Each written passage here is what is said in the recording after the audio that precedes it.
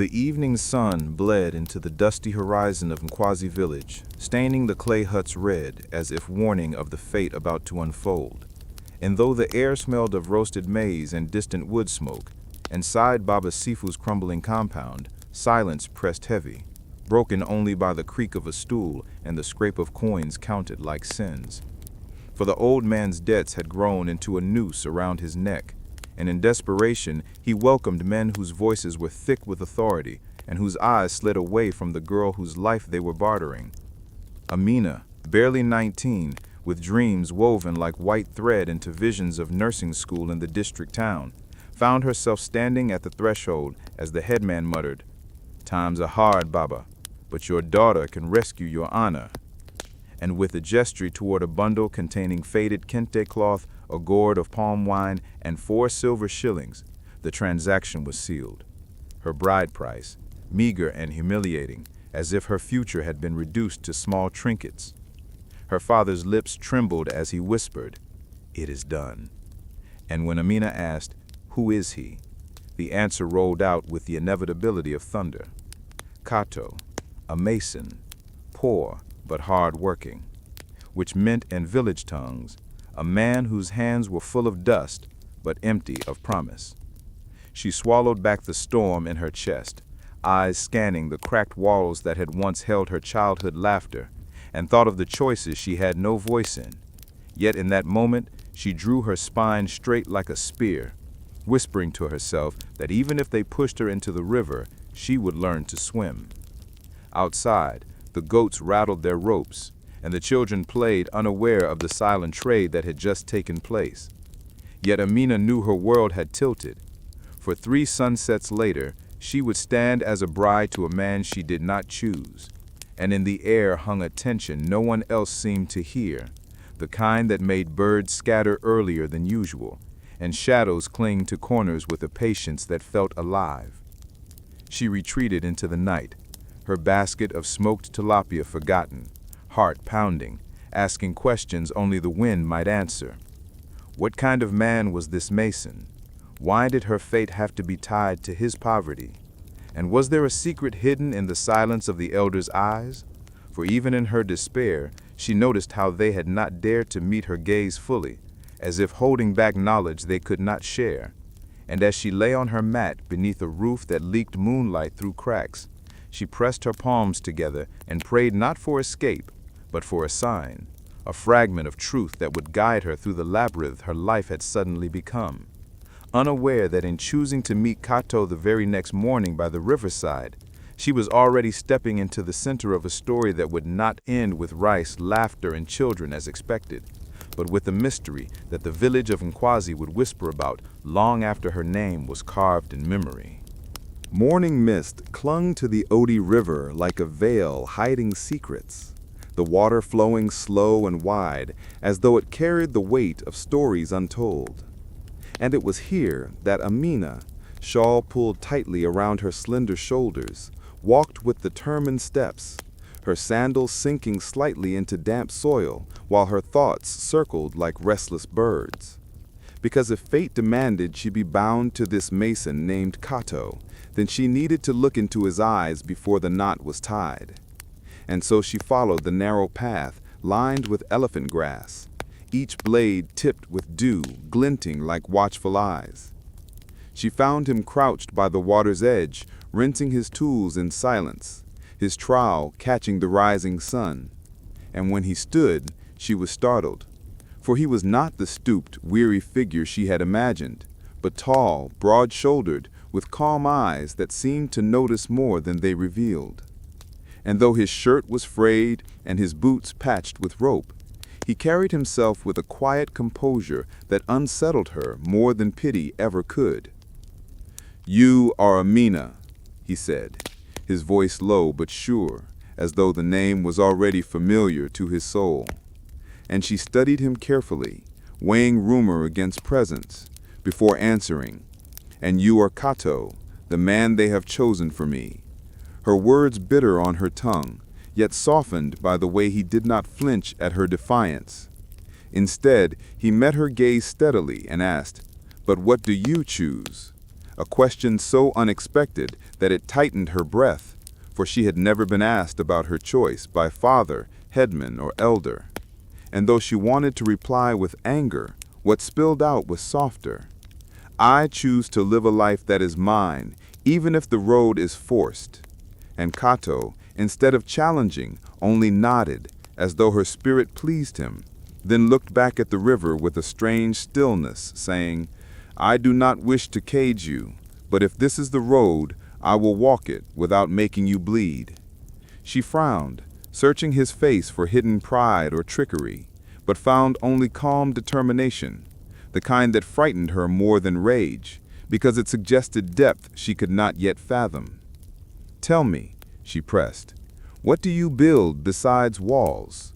And he answered slowly, I build foundations that storms cannot carry away. Words that sounded larger than simple masonry, hinting at something cloaked. And when she asked, and what do you dream of? He smiled faintly, as if guarding the edges of a secret, and replied, a place where children laugh without hunger, where water is clean, where no woman fears the roof over her head collapsing.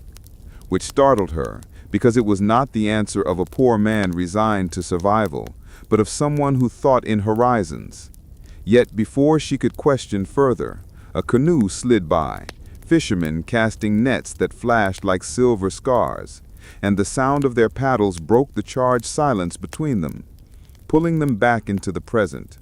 Amina adjusted her shawl, gathering her strength, and declared, 3 sunsets from now, I will stand beside you, but bring truth to the ceremony, for I will bring courage. And without waiting for a reply, she turned, her steps brisk, though her heart beat unevenly, for Kato had unsettled the clear picture she had painted of him. And when she glanced back once, she saw him still standing by the water, staring not at her retreating figure, but at the ridgeline where swallows wheeled in the pale sky, as if stitching a message she could not yet read. Unease followed her all the way home, the kind of unease that prickles the skin when one suspects the ground beneath is deeper than it looks. And though she told herself she would endure her fate with pride, a quiet voice within whispered that she had just spoken to a man who was not entirely what he seemed, a man who carried 2 lives in one body, one the world saw and one it could not imagine. The wedding day arrived, not with drums of triumph, but with the resigned sigh of the harmattan wind, dust trailing through Nkwazi's narrow paths as neighbors gathered to witness what they called a union of necessity. And though the women ululated, then children scattered rice like stars flung from impatient hands, the celebration bore the thin taste of struggle, for no brass band shook the air, only a hollow drum tapped by a cousin. No lace bounds dazzled the crowd, only Amina wrapped in a cotton cloth dyed the orange of pawpaw skin, and Kato in a shirt pressed so flat it seemed borrowed from silence. Still the people clapped, saying words meant to sound like blessings, and the headman spoke loudly about patience and obedience, his eyes sliding from Amina's defiant posture as she stood beside Kato like a tree refusing to bow to the wind.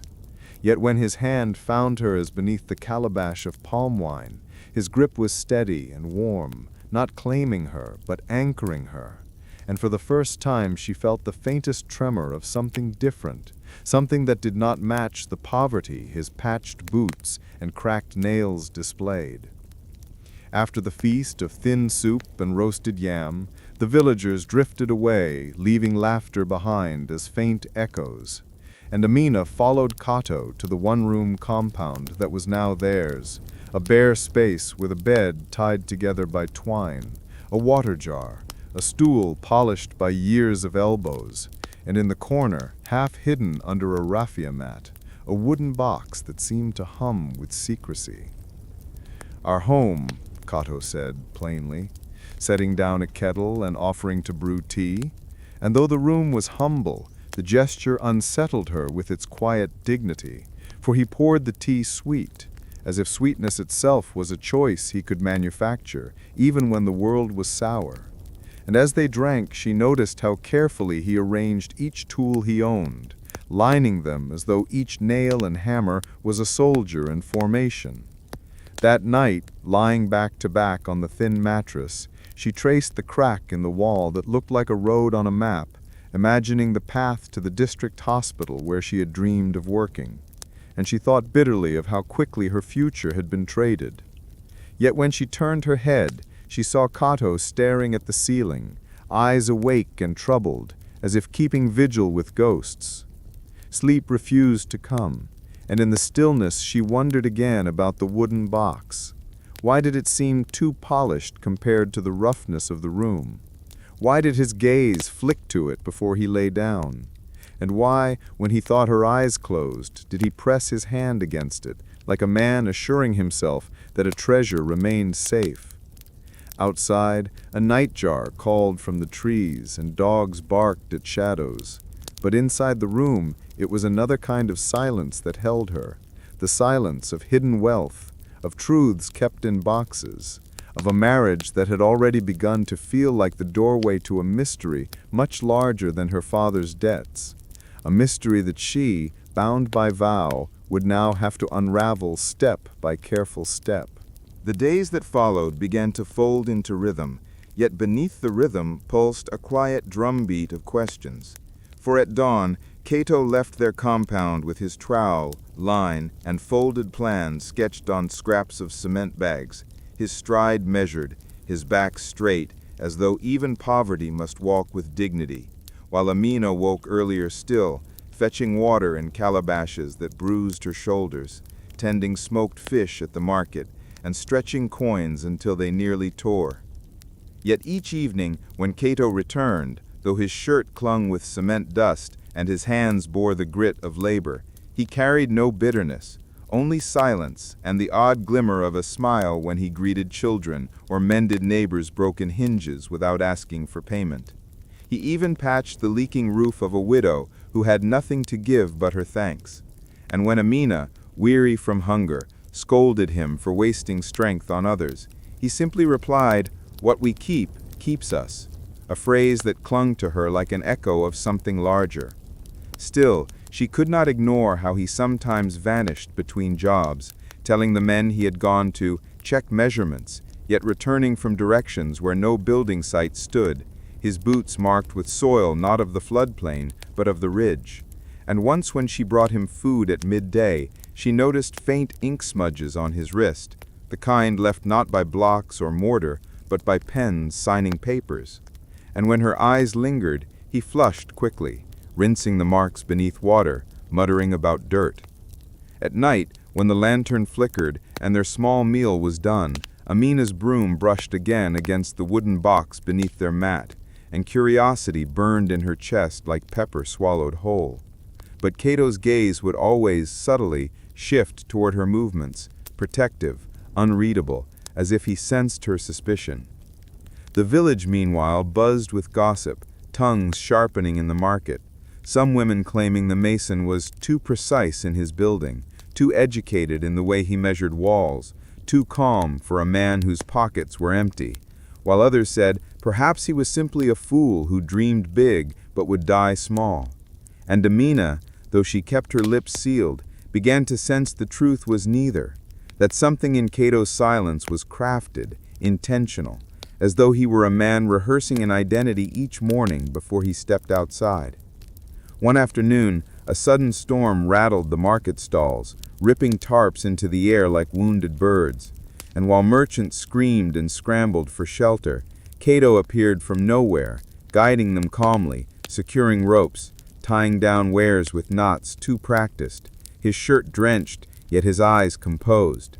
And later, when the storm subsided, Amina watched how villagers whispered his name with a mix of gratitude and confusion, for no ordinary poor mason moved with such authority. No ordinary man carried storms as if they were mere inconveniences. That night, as he slept beside her, his chest rising steady as the river, she lay awake again, staring at the wooden box, her pulse echoing the same unspoken question. What secret lived inside her husband's silence, and would she one day find herself swallowed by it? Whispers have a way of traveling faster than truth, And soon the air of Nkwazi village thickened with them, curling around Amina's ears like smoke from an unseen fire. For one morning, as she arranged her smoked tilapia on palm leaf trays, a skinny boy who swept at the bus park leaned close and whispered that he had seen her husband Kato climbing into a black SUV with tinted windows in the dead of night, speaking briefly to a man in a crisp suit before slipping out again with a paper bag tucked beneath his arm.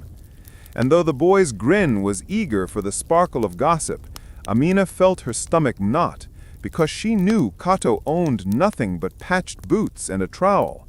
Yet someone in a suit did not wait for poor masons in the shadows of night. She laughed weakly to dismiss the tale, but doubt stuck to her like wet cloth. And 2 days later, when she carried lunch to a site beyond the baobab grove, his crew told her he had gone to check measurements. Yet when he returned, he did not come from the floodplain where walls rose, but from the ridge, his breathing calm, his eyes distant. And though he accepted her calabash of food with a smile, she noticed faint lines of ink smudged on his wrist, as if he had been signing papers, not hauling bricks. And when her gaze lingered too long, he quickly dipped his hands into water, scrubbing harder than necessary, muttering about dirt that would not leave. That evening, as they ate beans stretched thin with oil, the silence between them carried more weight than the meal, and Amina, unable to contain her unease, asked at last, "What is inside your wooden box?" her voice tight like a bowstring, and Kato stilled, his spoon halfway to his mouth, before lowering it slowly, answering not with confession but with a riddle, memories and choices, his tone gentle yet guarded, as though truth itself must be timed like the curing of mortar.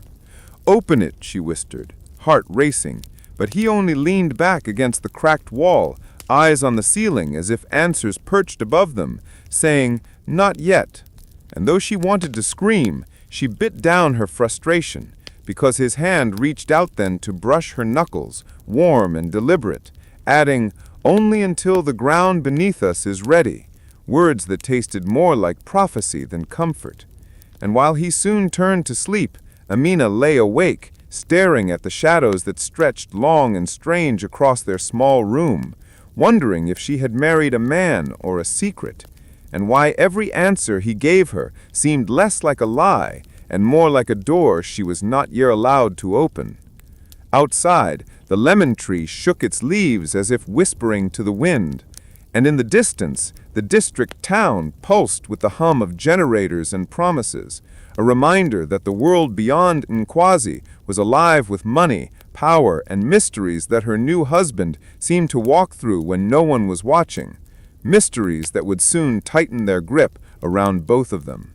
The rains betrayed the village that year, arriving late and leaving early, and what little fell slipped off the hardened ground like sorrow off a stone, so the cassava shriveled in the earth, plantain stalks bowed empty, and even goats bleated hungrily as the market's prices leapt skyward like startled birds, forcing Amina to count and recount her coins until the numbers blurred into despair.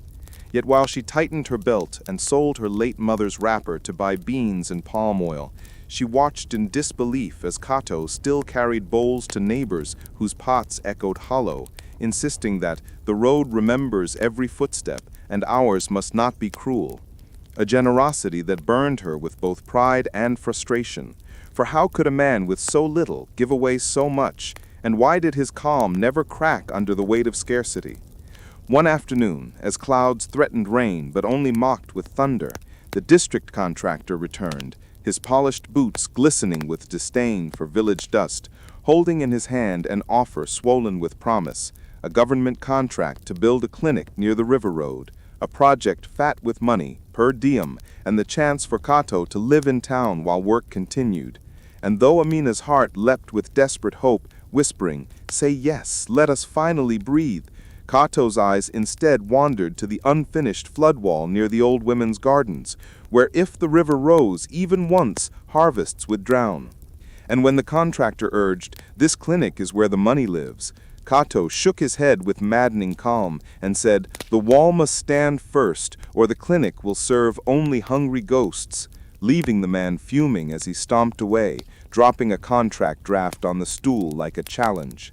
Amina's chest burned with unshed tears, for her husband seemed cursed to choose nobility over survival. Yet that night, when she thought him asleep, she saw him quietly mending his only boots with fishing line, his jaw clenched in silence that spoke more than words. And when she asked bitterly, "Are we condemned to be noble even when our stomachs ache?" he looked up with a weary half-smile and murmured, "Sometimes nobility is just delayed appetite." A phrase so strange that she almost laughed through her anger, because it sounded less like self-pity and more like the confession of a man who had eaten well in another life and knew hunger only as a passing guest. Still, when morning broke and she walked past the rising wall where villagers praised him, she could not shake the suspicion that her husband's choices were not born of poverty at all, but of someone who carried the luxury to delay. Someone whose truth still lay locked inside a wooden box she had not yet dared to open. A truth she feared might one day demand a price greater than hunger itself. When the rains finally broke through the stubborn sky, they arrived not with gentle blessing, but with a choir of fury, drumming roofs, flooding gullings, and sending children squealing barefoot through the mud. Yet while the swollen Odi River clawed at its banks and threatened to swallow the gardens whole, Kato's wall stood firm, a spine of stone and patience, forcing the water to bow and slink away. And the old women of Nkwazi, who had feared losing their last cassava, lifted their skirts and danced under the downpour, singing his name with voices cracked but grateful, while Amina, standing beneath the school veranda, watched her husband move among them, soaked to the bone, yet calm as a man who had already foreseen the storm's tantrum. And in that moment, her heart shifted. For poverty should not have carried itself with such authority, nor stood so unshaken when chaos reigned.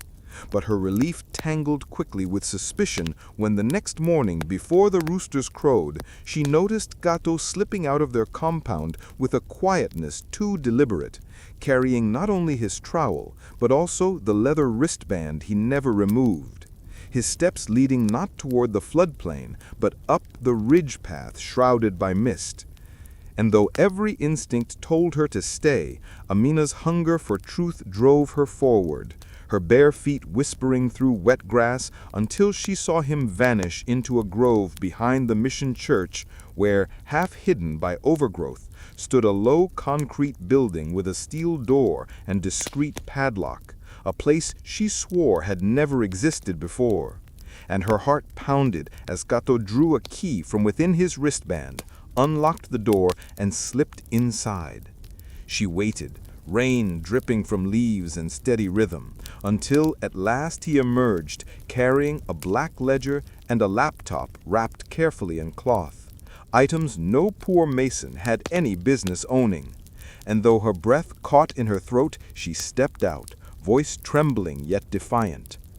"Kato," she called, and he turned without surprise, as if he had been expecting her since their first meeting by the river, his gaze steady, unreadable, before he said simply, "Come," leading her into the dim room where shelves lined the walls, stacked with files labeled in neat handwriting, village names she recognized, maps marked with wells and gardens, receipts stamped by banks in towns far beyond Nkwazi, and documents detailing school fees paid for children whose parents still begged for coins in the market. The laptop hummed alive, revealing spreadsheets so precise they shimmered with wealth, not fantasy, but fact. And as Amina's knees weakened, she whispered, "What is this?" To which Kato replied, voice quiet as rain on leaves, "The other half of my work, wealth hidden so noise would not destroy it, placed in silence so storms could not find it." Then opened the ledger to a page where her father's name appeared, with a note beside it, "Debt settled, goat returned." and Amina's throat tightened, for here was proof that her life had been bound not to a pauper, but to a man who carried riches in shadows, choosing to wear poverty like a cloak. Yet even as awe mingled with anger inside her, she noticed the way his eyes flicked not to the gold of figures in the ledger, but to the lock on the door, as though even now he feared unseen eyes. And though she wanted to believe she at last uncovered the truth, a darker whisper threaded the moment, that secrets this carefully guarded were never truly finished revealing themselves. The single bulb in the hidden room buzzed faintly, casting light that seemed to breathe, and as Amina's wide eyes scanned shelves filled with papers, ledgers, and maps, Kato sat at the plain wooden table, as if the room itself had been waiting for this moment, his voice calm, unhurried, as he began to lay bricks of his past, one upon the other, until they formed a wall of revelation. Years ago, when his uncle's failing supply business in the city threatened to collapse, he had taken it over, not with grand ambition, but with a mason's patience, stripping out waste, paying debts in full to restore trust, and forging direct partnerships with factories until the trickle of profit grew into a steady river. Yet unlike other men who paraded wealth with loud cars and louder mouths, Kato had chosen silence, channeling money into a private fund named after his late mother, using it to drill boreholes in forgotten hamlets, settle debts that strangled farmers, and send children of widows to school under scholarships no one traced back to him. People spend to be seen, he said, opening one ledger after another, showing her lists of names she recognized, neighbors, cousins, even her own father, while his tone carried no pride, only purpose. But I hide to be effective, because money, once it shouts, loses its power to heal. And Amina, though overwhelmed with awe, felt anger coil inside her chest like a snake, for she whispered, "Why marry me as a poor man? Why let me suffer hunger while you kept these treasures locked away?" And Kato met her trembling voice with steady eyes, replying, "Because money is a mirror, Amina. It shows us who we are. And before I placed it in your hands, I needed to know who you were when your hands were empty." Words that stung because they carried both tenderness and a test she had never agreed to. Her heart ached at the thought that her days of scraping coins, selling fish, and swallowing shame had been part of a hidden examination.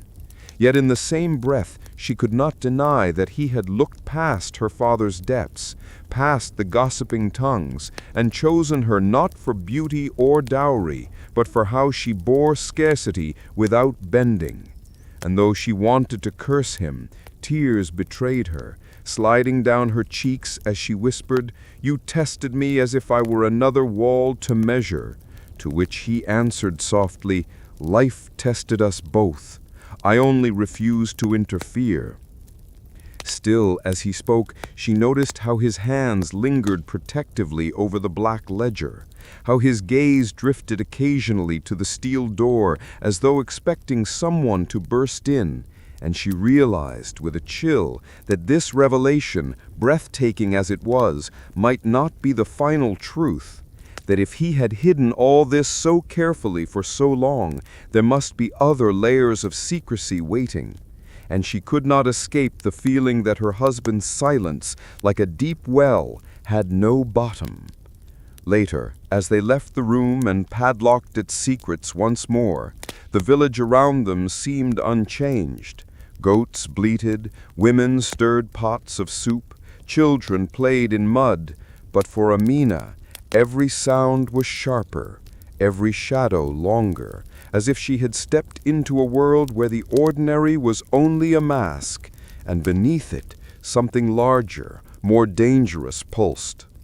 And when she lay beside Kato that night, she stared at the ceiling, no longer asking what was inside the box, but wondering instead what might be beyond the door they had just locked, and whether the man beside her, with all his quiet wealth and hidden strength, was protecting her from the world or hiding her from it. Morning broke with sunlight spilling gold across Nkwazi. Yet the air felt heavier than usual, as though the village itself sensed a shift beneath its skin. For word had traveled that Kato's wall had saved the gardens, and that the mason who walked barefoot among them might not be as poor as his patched boots suggested. And now neighbors whispered more than they greeted, peering at Amina as she passed the market with baskets of tilapia, their eyes sharp with curiosity, envy, and fear. Some praised her luck, muttering that she had stumbled into a man blessed by the spirits, while others sneered that she must have bewitched him to unlock fortunes he had kept hidden. But Amina, holding her head high, spoke only when pressed, saying, "He builds, in more ways than you know." Words that silenced some and stirred suspicion in others. Later that day, under the mango tree where elders met, Kato addressed the village openly, his voice steady, his hands folded like a man confessing to neither crime nor boast, explaining that the clinic contract had been offered, but that the floodplain wall must be secured first. And he proposed dividing crews, training youths, and posting transparent budgets on the schoolhouse door so no coin would disappear into shadow.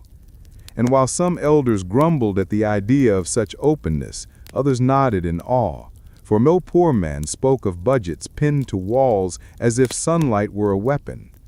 Yet even as he won murmurs of respect, Amina felt unease gnawing at her chest, because every word he spoke pulled him further into a light he had sworn to avoid, and secrets, once exposed, rarely slept again. That evening, as women lit fires and children clapped hands in circle games, Baba Seyufu arrived at their doorstep, hat clutched in calloused fingers, his face stripped of pride, whispering to his daughter, "Forgive me for selling your fate to debt, for the man I thought was poor has lifted our name from shame." And Amina squeezed his trembling hands, replying, "We all borrow from hunger, Father. What matters is what we repay." Though inside her chest, gratitude battled with dread, for she could not forget the locked room, the ledgers filled with names, the laptop glowing like a secret heart, and the way Kato's eyes had flickered not with joy but with vigilance. That night, as she placed her first contribution, 10 shillings earned from the fish cooperative she had begun organizing, into the wooden box beneath their mat, she felt both pride and fear. Pride that she was now part of building something larger. Fear that the box might one day demand more than coins, that it might become the weight dragging her into waters she could not escape. And as Kato lay beside her, silent but wakeful, she wondered if his calm was not peace at all, but the discipline of a man who had learned to live always one step ahead of storms. Storms that might still be gathering, unseen, at the edge of their quiet village. Months unfurled like pages of a book too heavy to close, and though the clinic walls rose strong and white against the river road and the flood barrier grew into a fortress of stone that defied the water's fury, Amina could not shake the feeling that each brick her husband laid was also sealing her into a story whose ending she could not yet read. For while the village prospered, children learning to measure plumb lines, women counting profits from their fish cooperative, elders marveling at posted budgets no one dared to question, whispers still lingered. Hushed tones about the mason who built as if guided by more than human patience, about the locked room behind the mission church no villager had entered, about the ledger that carried names like a sacred book. Sometimes Amina awoke at night to find Kato sitting at the edge of their bed, eyes fixed on the shadows, his hand resting lightly on the wooden box as though listening to something no one else could hear. And when she pressed him, he only murmured, "Foundations must be guarded even when they appear solid," words that chilled her because they carried not peace but warning. Then one evening, As the harmattan wind whistled through the lemon tree in their yard, a messenger from the district town arrived breathless, saying officials were investigating missing funds from government projects and that Kato's name had surfaced in murmurs too bold to ignore. And though he dismissed it with calm, truth cannot drown where the ground is firm. Amina saw how his fingers tightened on the edge of the table, betraying the calm his voice refused to abandon. Later that night, unable to sleep, she crept to the wooden box and lifted the lid, her hands trembling. And inside she found not only receipts and cooperative notes, but also letters bearing government seals, contracts stamped with names of men she knew never set foot in Nkwazi, and one envelope marked with a crest she did not recognize, sealed shut as if waiting for the moment her courage would betray her curiosity. But before she could tear it open, the door creaked softly, and Kato's shadow filled the room, his eyes catching hers in the lantern light, not angry, but unreadable. And he said only, "Some doors, Amina, once opened, never close," his voice low, heavy with both warning and sorrow. And though he took the envelope gently from her hands, slipping it back into the box before locking it, she could not unhear the echo of his words. In the days that followed, the clinic opened with drums and ululations, the governor cutting a ribbon while praising the mason who saved a village.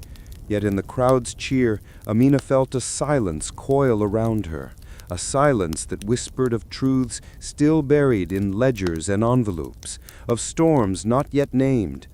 And that night, as she lay beside her husband, she wondered if the man who had lifted her from poverty had also bound her to secrets that would one day drag both of them into shadows deeper than the river's depths. For folktales say wealth hides in gourds, rivers, and anthills, but in Nkwazi it hid in a mason's silence. And some say that even now, when the harmattan winds rise and the lemon tree shivers, Amina still dreams of the envelope she never opened, and wonders if her marriage was built on stone or on a mystery that no wall can ever contain.